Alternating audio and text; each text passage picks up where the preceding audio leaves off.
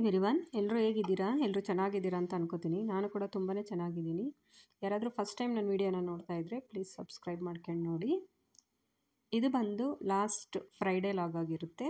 Friday ಬಂದು ನನ್ನ friend ತಮ್ಮಂದವ್ರದ್ದು ಗೃಹ ಪ್ರವೇಶ ಇತ್ತು. ಅವರು ಒಂದು ಫ್ಲ್ಯಾಟ್ನ ತೊಗೊಂಡಿದ್ರು. ಸೊ ಅಲ್ಲಿಗೆ ಹೋಗೋಣ ಅಂದ್ಕೊಂಡು ರೆಡಿ ಆಗಿದ್ವಿ. ನಾವು ಒಂದು 4 to 5 ಮೆಂಬರ್ಸು ಫ್ರೆಂಡ್ಸ್ ಎಲ್ಲ ಇದ್ವಿ. ಸೊ ಹಂಗಾಗಿ ಎಲ್ಲರೂ ಒಟ್ಟಿಗೆ ಹೋಗೋಣ ಕ್ಯಾಬ್ ಮಾಡಿಕೊಂಡು ಅಂತ. ಅದು ತುಂಬ ದೂರ ಇತ್ತು, ದೇವನಹಳ್ಳಿ ಹತ್ರ ಇತ್ತು. ಸೊ ಹಂಗಾಗಿ ಎಲ್ಲರೂ ಒಂದು ಕಡೆ ಸೇರಿಕೊಂಡು ಕ್ಯಾಬ್ನ ಬುಕ್ ಮಾಡಿಕೊಂಡು ಹೋಗ್ತಾ ಇದ್ದೀವಿ. ನಾವು ಒಂದು 5 ಮೆಂಬರ್ಸ್ ಇದ್ವಿ. ಪಾಪ ಡ್ರೈವರ್ ಏನೂ ಅನ್ನಲಿಲ್ಲ. ನಾವು 4 ಜನ ಹಿಂದೆ ಕೂತ್ಕೊಂಡ್ವಿ. ಒಂದು 50 ರೂಪೀಸ್ ಸೇರಿಸ್ಕೊಡಿ ಅಂತ ಅಂದ್ಕೊಂಡು ಪಾಪ ಹತ್ತಿಸ್ಕೊಂಡು ಹೋದರು. ಡ್ರೈವರ್ಗಳು ಕೆಲವರು ಒಪ್ಕೊಳ್ಳೋದೇ ಇಲ್ಲ, ಕೆಲವರು ಪರವಾಗಿಲ್ಲ, ಅಡ್ಜಸ್ಟ್ ಮಾಡಿಕೊಂಡು ಕರ್ಕೊಂಡು ಹೋಗ್ತಾರೆ. ಇನ್ನು ಒಬ್ಬರು ಎಕ್ಸ್ಟ್ರಾ ಆದರೆ ಹೇಗೆ ಬಿಟ್ಟು ಹೋಗೋಕ್ಕಾಗಲ್ಲ. ಅದು ಅಲ್ಲದೆ ತುಂಬ ದೂರನೇ ಬೇರೆ ಇತ್ತು. ಸೊ ಹಂಗಾಗಿ ಎಲ್ಲರೂ ಒಟ್ಟಿಗೆ ಕ್ಯಾಬ್ ಮಾಡಿಕೊಂಡು ಇವಾಗ ಬರ್ತಾ ಇದ್ದೀವಿ. ನಾವು ಫ್ರೆಂಡ್ಸ್ ಎಲ್ಲ ಸೇರಿಕೊಂಡ್ರೆ ಗೊತ್ತಲ್ವ ಎಷ್ಟು ಮಾತುಕತೆ ಎಲ್ಲ ಇರುತ್ತೆ. ತುಂಬಾ ಮಾತಾಡಿಕೊಂಡು, ಯಾಕಂದರೆ ಸೇರೋದೇ ತುಂಬ ದಿವಸಕ್ಕೊಂದ್ಸಲ ಸೇರ್ತೀವಲ್ವ. ಸೊ ಹಂಗಾಗಿ ಸ್ವಲ್ಪ ಮಾತಾಡಿಕೊಂಡು ಬಂದ್ವಿ. ಇದೇ ಅಪಾರ್ಟ್ಮೆಂಟ್ ತುಂಬಾ ಚೆನ್ನಾಗಿದೆ. ಇದು ಮೇಯ್ನ್ ರೋಡಿಗೆ, ದೇವನಹಳ್ಳಿ ಏರ್ಪೋರ್ಟಿಗೆ ಹೋಗ್ತೀವಲ್ಲ ಆ ಮೇಯ್ನ್ ರೋಡಿಗೆ ಹತ್ರನೇ ಇದೆ. 14th ಫ್ಲೋರ್ ಏನೋ ಇತ್ತು ಇದು. ಇವಾಗೆಲ್ಲ ಈ ಕಡೆ ಎಲ್ಲ ತುಂಬ ಬರೀ ಅಪಾರ್ಟ್ಮೆಂಟ್ಗಳೇ ಜಾಸ್ತಿ ಅನ್ಬೋದು. IT-BT ಕಂಪ್ನಿಯವರೆಲ್ಲ ಈ ಕಡೆನೇ ಜಾಸ್ತಿ ಇರೋದ್ರಿಂದ ಇಲ್ಲೆಲ್ಲ ಅಪಾರ್ಟ್ಮೆಂಟ್ಗಳೇ ಜಾಸ್ತಿ ಇರುತ್ತೆ. ಇದಂತೂ ತುಂಬಾ ದೊಡ್ಡ ಅಪಾರ್ಟ್ಮೆಂಟ್ ಅಂತ ಹೇಳ್ಬೋದು. ಪಾಪ ಅವ್ರು ನಮಗೆ ಗೇಟ್ ಒಳಗಡೆನೂ ಬಂದು, ಇದು ಗೇಟಿಂದ ಅಪಾರ್ಟ್ಮೆಂಟ್ಗೆ ರೀಚ್ ಆಗೋಕ್ಕೆ 1.5-2 ಕಿಲೋಮೀಟರ್ ಅಷ್ಟು ದೂರ ಇತ್ತು. ಸೊ ಆದರೂ ಅವ್ರ ಕ್ಯಾಬ್ ಡ್ರೈವರ್ ನಮಗೆ ಒಳಗಡೆ ಯಾವ ಫ್ಲ್ಯಾಟ್ ಎಲ್ಲ ಅಲ್ಲಿ ಅಂತ ಕೇಳಿಕೊಂಡು ಇನ್ವಿಟೇಷನ್ ತೋರಿಸಿದ್ರೆ ಬಿಡ್ತಾರೆ. ಮತ್ತು ಸೆಕ್ಯೂರಿಟಿನೂ ಅಷ್ಟೇ ಯಾವ ಕಡೆ ಹೋಗಬೇಕು ಏನು ಆ ಥರ ಎಲ್ಲ ಹೇಳ್ತಾಯಿದ್ರು. ಸೊ ಹಂಗಾಗಿ ಇಲ್ಲಿ ಬಂದು ಪೇ ಮಾಡಿ ನಡ್ಕೊಂಡು ಹೋಗ್ತಾಯಿದ್ವಿ. ಗೇಟಿಗೂ ಅಪಾರ್ಟ್ಮೆಂಟಿಗೂ ತುಂಬಾ ದೂರ ಇತ್ತು. ಒಳಗಡೆನೂ ಅಷ್ಟೇ ಕೆಲಸ ಇನ್ನೂ ನಡೀತಾ ಇದೆ. ಅಂದರೆ ವುಡ್ ವರ್ಕ್ದೆಲ್ಲ ಕೆಲಸ ಮಾಡ್ತಾಯಿದ್ರು. ಸೊ ಇವನ್ ಮೇಲೆ ಧನುರ್ಮಾಸ ಶುರುವಾಗುತ್ತೆ ಅಂದ್ಬಿಟ್ಟು ಅವರು ಪೂಜೆನ ಮಾಡ್ಕೊಂಡಿದ್ರು ಅಷ್ಟೇ, ಸಿಂಪಲಾಗಿ ಮಾಡಿದರು. ಹಂಗಾಗಿ ನಾನು ಜಾಸ್ತಿ ಏನು ಒಳಗಡೆ ಕ್ಲಿಪ್ಪಿಂಗ್ಸ್ ತೊಗೊಳ್ಳಿಲ್ಲ. ಇಲ್ಲಿ ಎಲ್ಲ ಪೂಜೆ ಎಲ್ಲ ಮುಗಿಸ್ಕೊಂಡು ಕೆಳಗಡೆ ಊಟಕ್ಕೆ ಬಂದ್ವಿ. ಊಟನೂ ಅಷ್ಟೇ ತುಂಬಾ ಚೆನ್ನಾಗಿತ್ತು ಅಂತ ಹೇಳ್ಬೋದು. ತುಂಬ ವೆರೈಟೀಸ್ ಇತ್ತು. ಒಂಥರ ಡಿಫ್ರೆಂಟ್ ಆಗಿತ್ತು. ಎಲ್ಲ ಪಿಜ್ಜಾಯಿಂದ ಹಿಡಿದು ಸ್ವಲ್ಪ ಪಾನಿಪುರಿ ಆ ಥರ ಎಲ್ಲ ಕೊಟ್ಟಿದ್ರು. ಇದು ಅಷ್ಟೇ ಸ್ವಲ್ಪ ಅರ್ಧ ಅಕ್ಕಿ ರೊಟ್ಟಿ ಅರ್ಧ ರಾಗಿ ರೊಟ್ಟಿ ಆ ಥರ ಕಾಂಬಿನೇಷನಲ್ಲಿ ಮಾಡಿದರು. ತುಂಬಾ ಚೆನ್ನಾಗಿತ್ತು ಊಟ ಅಂತೂ. ಮೆನು ಒಂಥರ ಡಿಫ್ರೆಂಟಾಗಿತ್ತು ಅಂತ ಹೇಳ್ಬೋದು. ವೆರೈಟೀಸು ಅಷ್ಟೇ ತುಂಬಾ ಜಾಸ್ತಿ ಆಯಿತು ಅಂತ ಅನ್ನಿಸ್ತಿತ್ತು. ನಮಗಂತೂ ಒಬ್ಬಟ್ಟೆಲ್ಲ ತಿನ್ನೋಕ್ಕೆ ಆಗಲಿಲ್ಲ. ಅದಕ್ಕೆ ನಾವು ಒಬ್ಬಟ್ಟೆ ಹಾಕಿಸ್ಕೊಳ್ಳಿಲ್ಲ, ಜಾಸ್ತಿ ಆಗಿತ್ತು. ಇದೇ ವೆರೈಟೀಸ್ ಇಷ್ಟೊಂದು ಹೇಗೆ ತಿನ್ನೋದು ಅಂದ್ಕೊಂಡು ನಾವು ಒಬ್ಬಟ್ಟು ಕೂಡ ಹಾಕಿಸ್ಕೊಳ್ಳಿಲ್ಲ. ಹಾಗೆ ಊಟ ಎಲ್ಲ ಮುಗಿಸ್ಕೊಂಡು ಮಾತಾಡ್ಕೊಂಡು ಬರ್ತಾಯಿದ್ವಿ. ನನ್ನ ಫ್ರೆಂಡ್ ನನ್ನನ್ನು ರೇಗಿಸ್ತಾ ಇದ್ದರು, ಇದನ್ನೆಲ್ಲ ಲೈವಾಗಿ ಹೇಳು, ಊಟ ಚೆನ್ನಾಗಿತ್ತು, ಏನೇನು ತಿಂದ್ವಿ, ಯಾವ ಥರ ಇತ್ತು ದಿನ ಆ ಥರ ಹೇಳು ಅಂತ ರೇಗಿಸ್ಕೊಂಡು ಬರ್ತಾಯಿದ್ರು ನಾನು ವ್ಲಾಗ್ ಮಾಡ್ತೀನಿ ಅಂತ. ಹಾಗೆ ಊಟ ಎಲ್ಲ ಮುಗಿಸ್ಕೊಂಡು ಈ ಅಪಾರ್ಟ್ಮೆಂಟ್ ಪಕ್ಕನೇ ಮಾಲ್ ಆಫ್ ಏಷ್ಯಾ ಇದೆ. ತುಂಬಾ ಚೆನ್ನಾಗಿದೆ. ನಾವು ಯಾವತ್ತೂ ಕೂಡ ಇದ್ರೊಳಗಡೆ ಹೋಗಿರಲಿಲ್ಲ. ಸೊ ಹಂಗಾಗಿ ಹೋಗೋಣ ಒಂದು ವಿಸಿಟ್ಟು, ಹೇಗೂ ಬಂದಿದ್ದೀವಿ ಅಂದ್ಕೊಂಡು ಹೋಗೋಣ ಅಂತ ಇನ್ನೊಬ್ಬರು ಸ್ಯಾರಿ ಹಾಕ್ಕೊಂಡು ಹೋಗೋದಾ ಮಾಲ್ ಒಳಗಡೆ ಅಂತ. ಏನಾಗುತ್ತೆ ಬನ್ನಿ, ಹೇಗೂ ಬಂದಿದ್ದೀವಿ ಪಕ್ಕದಲ್ಲೇ ಇದೆಯಲ್ಲ ಅಂತ ನಾನು.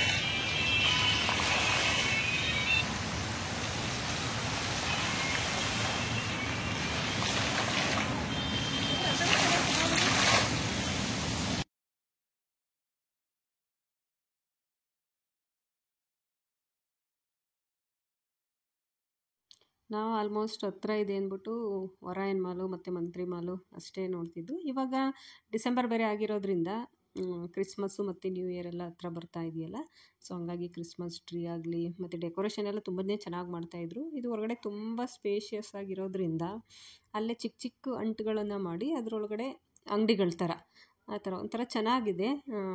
ಇದು ಒಂದೂವರೆ ವರ್ಷ ಆಯ್ತಂತೆ ಓಪನ್ ಆಗಿ. ನಾವೇನು ಈ ಕಡೆ ಯಾವತ್ತೂ ಬಂದಿರಲಿಲ್ಲ. ಆದರೆ ನಾವಿರೋ ಏರಿಯಾಗೂ ಇಲ್ಲಿಗೂ ತುಂಬಾ ದೂರ ಇದೆ. ಸೊ ಹಂಗಾಗಿ ನಾವೇನು ಬಂದಿರಲಿಲ್ಲ. ಇವಾಗ ಹೇಗೂ ಪಕ್ಕದಲ್ಲೇ ಇದ್ರ ಪಕ್ಕದಲ್ಲೇ ಅಪಾರ್ಟ್ಮೆಂಟ್ ಇದೆಯಲ್ಲ ಅಂತ ನೋಡ್ಕೊಂಡು ಹೋಗ್ಬಿಡೋಣ. ಮತ್ತು ನಾವು ಈ ಕಡೆ ಎಲ್ಲ ಇಷ್ಟೊಂದು ದೂರ ಏನಕ್ಕೆ ಬರ್ತೀವಿ, ಮಾಲ್ ಅಂದ್ರೂ ನಾವು ಹೋಗೋದೇ ಒರಾಯನ್ ಮಾಲು. ಸೊ ಹಂಗಾಗಿ ಹೋಗ್ಬಿಡೋಣ ಅಂತ ಅಂದ್ಕೊಂಡು, ಏನು ಅನ್ಕೋತಾರೆ ಸೀರೆ ಉಟ್ಕೊಂಡ್ರೆ ಏನಾಗುತ್ತೆ ಬನ್ನಿ ಹೋಗೋಣ ಅಂತ ಅಂದ್ಕೊಂಡು. ನಮ್ಮ ಭಾರತೀಯ ಹೆಣ್ಮಕ್ಳು ಅಂದರೆ ಸೀರೆನೇ ಫೇಮಸ್ಸು. ಅದರಲ್ಲಿ ಏನಿರುತ್ತೆ ನಾಚಿಕೆ ಪಡ್ಕೊಳ್ಳೋ ಅಂಥದ್ದಲ್ವ. ಸರಿ ಹಂಗಾಗಿ ಹೋಗೋಣ ಅಂದ್ಕೊಂಡು ಮನಸ್ಸು ಮಾಡಿ ಎಲ್ಲರೂ ಹೋದ್ವಿ. ಹೇಗೂ 1:30-2 ಗಂಟೆ ಅಷ್ಟರೊಳಗೆ ಊಟ ಎಲ್ಲ ಮುಗ್ದಿತ್ತು. ಅದಕ್ಕೆ ಸ್ವಲ್ಪ ಹೊತ್ತು ಇದರೊಳಗಡೆ ಒಂದು 2 ಅವರ್ಸ್ ಓಡಾಡ್ಕೊಂಡು ಹೋಗೋಣ. ಮನೆಗೆ ಹೋಗೋದು ಇದ್ದೇ ಇರುತ್ತೆ. ಯಾವಾಗಲೂ ನಾವು ಹೆಣ್ಮಕ್ಳು ಹೇಗೆ ಅಂದರೆ ಮನೆ ಮಕ್ಕಳು ಆ ಥರನೇ ಯೋಚನೆ ಮಾಡ್ತೀವಿ. ಒಂದೊಂದು ದಿವಸ ಈ ಥರ ಹೊರಗಡೆ ಬಂದಾಗ ಅದನ್ನೆಲ್ಲ ಮರೆತು ನಾವು ಕೂಡ ಎಂಜಾಯ್ ಮಾಡಬೇಕು. ನಮಗೂ ಒಂಥರ ಚೇಂಜಸ್ ಬೇಕಂತ ಅನಿಸುತ್ತಲ್ವ. ಸೊ ಹಂಗಾಗಿ ನೋಡ್ಕೊಂಡೇ ಹೋಗೋಣ ಬನ್ನಿ ಅಂತ ಅಂದ್ಕೊಂಡು ಬಂದ್ವಿ. ನಾವು ನಿಜವಾಗ್ಲೂ ಹೇಳಬೇಕು ಅಂದರೆ ಬರೀ ಫೋಟೋಸ್ ತಗೊಂಡಿದ್ದೇ ಆಯಿತು. ಯಾವ ಪ್ಲೇಸ್ ನೋಡಲಿ ಅಲ್ಲೋಗಿ ಫೋಟೋ ತಗೊಳ್ಳೋದು.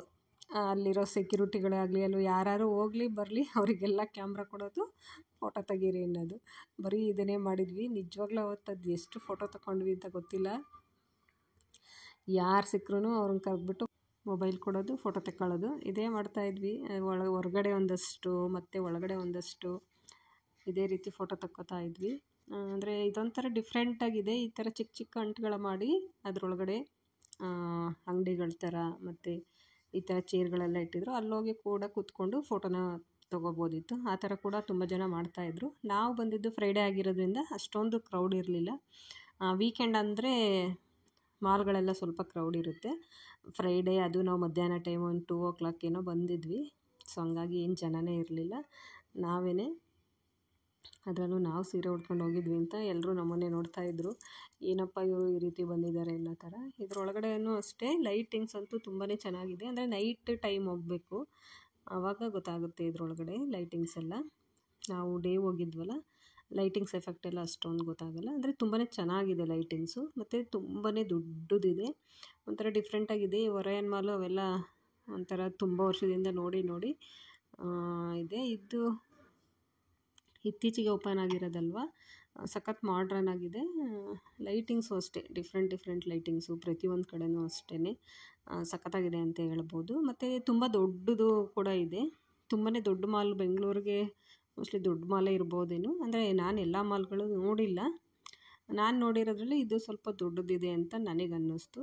ಅಂದರೆ ಇನ್ನೇನು ಬ್ರ್ಯಾಂಡೆಡ್ಗಳು ಅಂಗಡಿಗಳು ಅದೇ ಎಲ್ಲ ಕಡೆ ಮಾಮೂಲಿ ಯಾವ ಮಾಲ್ಗಳಲ್ಲಿರುತ್ತೆ ಅದೇ ರೀತಿಯೇ ಇಲ್ಲೂ H&M ಆಗಿರ್ಬೋದು, ಹಾಗೆ ಲೈಫ್ ಸ್ಟೈಲು, ಹೋಮ್ ಸೆಂಟರ್ ಆಗಿರ್ಬೋದು, ಹಾಗೆ ಕಾಸ್ಮೆಟಿಕ್ಸ್ದು ಚಿಕ್ಕ ಪುಟ್ಟ ಶಾಪ್ಗಳಿರುತ್ತಲ್ವ, ಎಲ್ಲ ಬ್ರ್ಯಾಂಡೆಡ್ ಶಾಪ್ಗಳೇ. ಮಾಮಾ ಅರ್ಥದ್ದು ಕೂಡ ಇತ್ತು, ಹಾಗೆ ಹೆಲ್ತ್ ಆ್ಯಂಡ್ ಗ್ಲೋ ಅದು ಕೂಡ ಇತ್ತು. ಇಲ್ಲಿ ಈ ಮಾಲಲ್ಲಿ ಇನ್ನೊಂದು ವಿಶೇಷ ಏನು ಅಂದರೆ ತುಂಬಾ ಅಂದರೆ ಆರ್ಟಿಫಿಷಿಯಲ್ ಪ್ಲಾಂಟ್ ಇದೆಲ್ಲ. ನಾನು ನಿಜವಾಗ್ಲೂ ನೋಡೋವರೆಗೂ ಅಲ್ಲಿ ಹತ್ರದಲ್ಲಿ ಹೋಗಿ ರಿಯಲ್ ಏನೋ ಅಂದ್ಕೊಂಡೆ. ಪ್ರತಿಯೊಂದು ಅಷ್ಟೇ ಆರ್ಟಿಫಿಷಿಯಲ್ಲೇ, ಆದರೆ ದೂರದಿಂದ ನೋಡಿದರೆ ರಿಯಲ್ ಪ್ಲಾಂಟ್ಸ್ ಅಂತಲೇ ಅನಿಸುತ್ತೆ. ಅಷ್ಟು ಚೆನ್ನಾಗಿ ಪ್ಲಾಂಟ್ಸ್ನ ಅರೇಂಜ್ ಮಾಡಿದ್ದಾರೆ. ಮರಗಳಾಗಿರ್ಬೋದು, ಗಿಡಗಳಾಗಿರ್ಬೋದು ಎಲ್ಲ ತುಂಬ ಚೆನ್ನಾಗಿ ಮಾಡಿದ್ದಾರೆ ಅಂತ ಹೇಳ್ಬೋದು. ಲೈಟಿಂಗ್ಸು ಅಷ್ಟೇ ಒಂದೊಂದು ಫ್ಲೋರಲ್ಲೂ ಅಷ್ಟೇ ಎಷ್ಟು ಚೆನ್ನಾಗಿ ಅರೇಂಜ್ ಮಾಡಿದ್ದಾರೆ ಅಂದರೆ, ನಾವು ಹೋಮ್ ಸೆಂಟ್ರ್ ಒಳಗಡೆ ಬಿಟ್ಟರೆ ಬೇರೆ ಎಲ್ಲೂ ನೋಡೋಕ್ಕೆ ಹೋಗಲಿಲ್ಲ. ಸುಮ್ಮನೆ ಒಂದು 3-4 ಫ್ಲೋರ್ ಇದೆ, ಎಲ್ಲ ಸುತ್ತಾಡಿಕೊಂಡು 1-2 ಅವರ್ಸ್ಗೆಲ್ಲ ಮತ್ತೆ ಆಚೆ ಬಂದ್ವಿ. ಇದು ನೋಡಿ ಅಷ್ಟೇ ಲೈಟಿಂಗ್ಸ್ ಇದೆಲ್ಲ. ಅದೇ ಹೇಳಿದ್ನೆಲ್ಲ, ನೈಟ್ ಟೈಮ್ ಹೋದರೆ ಇದ್ರ ಎಫೆಕ್ಟು ನಮಗೆ ತುಂಬಾ ಚೆನ್ನಾಗಿ ಗೊತ್ತಾಗುತ್ತೆ. ಡೇ ಟೈಮ್ ಅಂದರೆ ಅಷ್ಟೊಂದು ಏನು ಗೊತ್ತಾಗಲ್ಲ. ಡೇನೂ ಲೈಟ್ ಹಾಕಿರ್ತಾರೆ, ಆದರೆ ಅದ್ರ ಎಫೆಕ್ಟು ಅಷ್ಟು ಗೊತ್ತಾಗಲ್ಲ. ಇದು ಅಷ್ಟೇ ಲಿಪ್ಸ್ಟಿಕ್ಕು, ಬ್ರ್ಯಾಂಡೆಡ್ ಲಿಪ್ಸ್ಟಿಕ್ಕು. ನಾವು ಸುಮ್ಮನೆ ಎಲ್ಲ ಒಂದು ನೋಡಿಕೊಂಡು ಕ್ಲಿಪ್ಪಿಂಗ್ ತೊಗೊಂಡು ಮುಂದೆ ಹೋಗ್ತಾಯಿದ್ವಿ. H&M ಅಷ್ಟೇ ಹೇಳಿದ್ನೆಲ್ಲ, ಒಳಗಡೆ ಯಾವುದೂ ಹೋಗಿಲ್ಲ ನಾವು, ಹೊರಗಡೆ ಅಷ್ಟೇ ಸುಮ್ಮನೆ ಸುತ್ತಾಡಿದ್ವಿ. ಹೋಮ್ ಸೆಂಟ್ರ್ ಒಳಗಡೆ ಮಾತ್ರ ಹೋಗಿ ನೋಡಿಕೊಂಡು ಬಂದ್ವಿ. ಏಕೆಂದರೆ ಅಲ್ಲಿ ಮನೆಗೆ ಬೇಕಾಗಿರೋದು ಏನಾದರೂ ಸಿಗುತ್ತೇನೋ ಅಂದ್ಕೊಂಡು ಒಳಗಡೆ ಹೋದ್ವಿ. ಒಂದೊಂದು ಪ್ಲೇಟೇ 700 ರೂಪೀಸ್ ಏನೋ ಇತ್ತು. ಸುಮ್ಮನೆ ನಾವೆಲ್ಲ ನೋಡೋದು ಹಾಗೆ ಇಡೋದು ಅದೇ ರೀತಿ ಮಾಡ್ತಾಯಿದ್ವಿ. ಈ ಕಪ್ಸ್ ಎಲ್ಲ ಸುಮ್ಮನೆ ಹಂಗೆ ನೋಡಿದ್ವಿ ಅಷ್ಟೇ, ಯಾವುದೂ ಏನು ತೊಗೊಳ್ಲಿಲ್ಲ. ಮತ್ತು ಅಲ್ಲಿ ಅಷ್ಟೊಂದು ಶೂಟ್ ಮಾಡ್ಕೊಳ್ಳೋಕ್ಕೂ ಬಿಡೋಲ್ಲ, ಎಲ್ಲ ಮುಟ್ಟೋಕ್ಕೂ ಅಷ್ಟೊಂದು ಪರ್ಮಿಷನ್ ಕೊಡೋಲ್ಲ ಅವರು. ವಿಡಿಯೋ ಮಾಡಬೇಡಿ ಅಂತ ಹೇಳ್ತಾಯಿದ್ರು. ನಾನು ಹಂಗೂ ಒಂದೆರಡು ಕಡೆ ಕ್ಲಿಪ್ಪಿಂಗ್ಸ್ನ ತೊಗೊಂಡೆ ಅಷ್ಟೇ. ಇದೆಲ್ಲ ಸೋಫಾ ಸೆಟ್ ಕಡೆ, ಇಲ್ಲೆಲ್ಲ ಪರವಾಗಿಲ್ಲ ತೊಗೋಬೋದು, ಏನು ಅನ್ನಲ್ಲ. ಮತ್ತು ಕುತ್ಕೊಂಡು ಕೂಡ ನೋಡ್ಬೋದು ನಾವು. ಅಂದರೆ ಸೋಫಾಸ್ ಎಲ್ಲ ಸಿಕ್ಕಾಪಟ್ಟೆ ಕಾಸ್ಟ್ಲಿ ಇದೆ ಬಿಡಿ. ಮತ್ತು ಈ ಡಿನ್ನರ್ ಸೆಟ್ ಆಗಿರ್ಬೋದು, ಇದೆಲ್ಲ ಸಿಕ್ಕಾಪಟ್ಟೆ ಚೆನ್ನಾಗಿತ್ತು.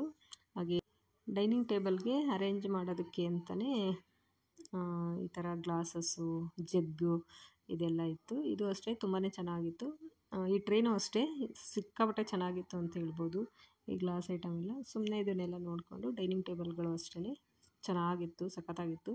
ಇದೆಲ್ಲ 1 lakh ಮೇಲೇ ಇತ್ತು. ಇಲ್ಲಿ ಕಾಸ್ಟ್ಲಿನೇ ಏನೋ ಗೊತ್ತಿಲ್ಲ.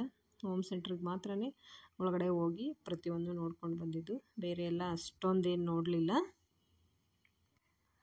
ಹಾಗೆ ನಾವು ಅವಾಗ ತಾನೇ ಜಸ್ಟ್ ಊಟ ಮಾಡಿದ್ರಿಂದ ನಾವು ಏನು ಕೂಡ ಒಂದು ಕಾಫಿ ಆಗಲಿ, ಒಂದು ಐಸ್ ಕ್ರೀಮ್ ಕೂಡ ಏನೂ ತಿನ್ನಲಿಲ್ಲ. ಸುಮ್ಮನೆ ಜಸ್ಟ್ ಒಂದು ರೌಂಡು ಸುತ್ತಾಡಿಕೊಂಡು ಬಂದ್ವಿ ಅಷ್ಟೇ.